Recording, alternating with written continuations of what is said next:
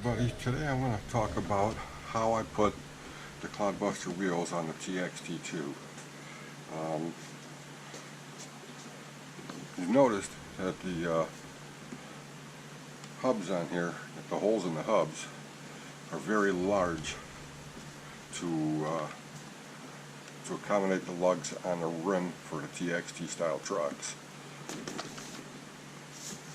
The lugs on the Clod Buster are much smaller, and if you try to put the hub on there, what you got, if I can get this light to work, that would be great.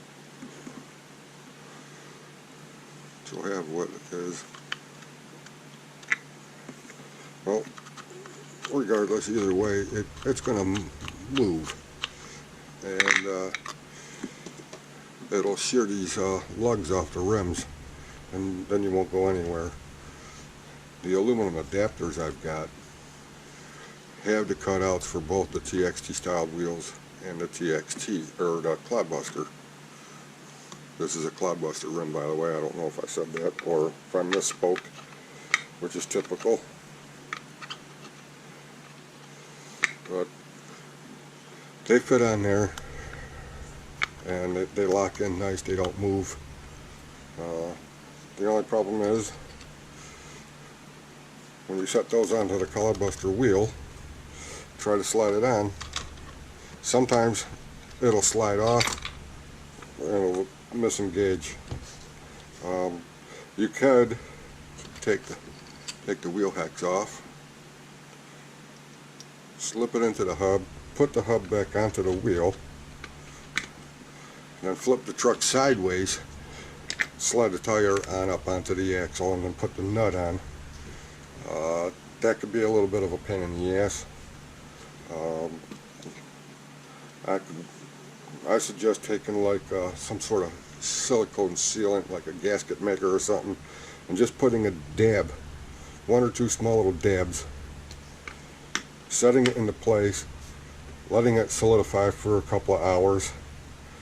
It's going to be pliable enough where it won't move, but it'll be easy to remove if you need to, instead of like a super glue or a JB welded or something like that. Now these would work on a TXT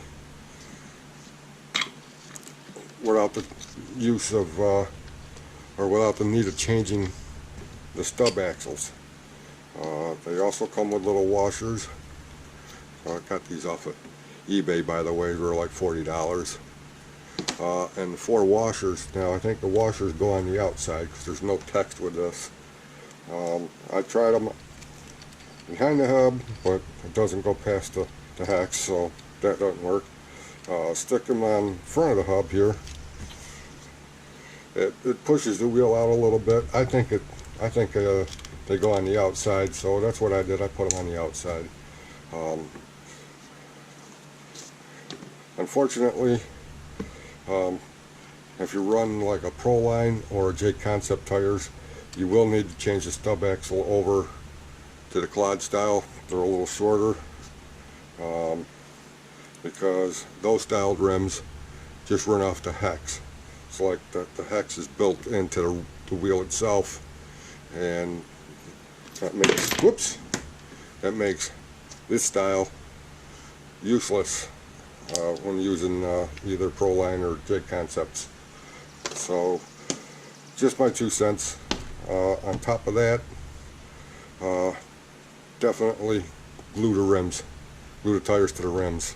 If you watch my run video, you'll actually hear the tires barking as I accelerate, and that's the wheel slipping in the tire itself.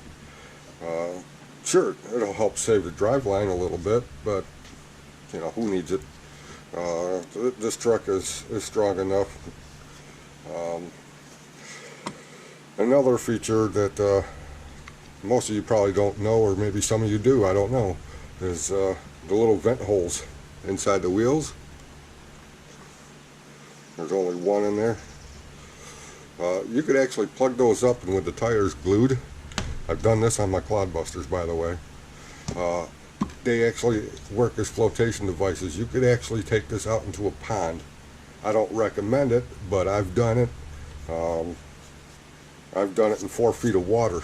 I had to go get the truck once because I didn't plug the vent holes in there and it filled up with water and it sunk. But, you know, I was young, dumb, and you know the story. But yeah, I mean, they work as flotation devices.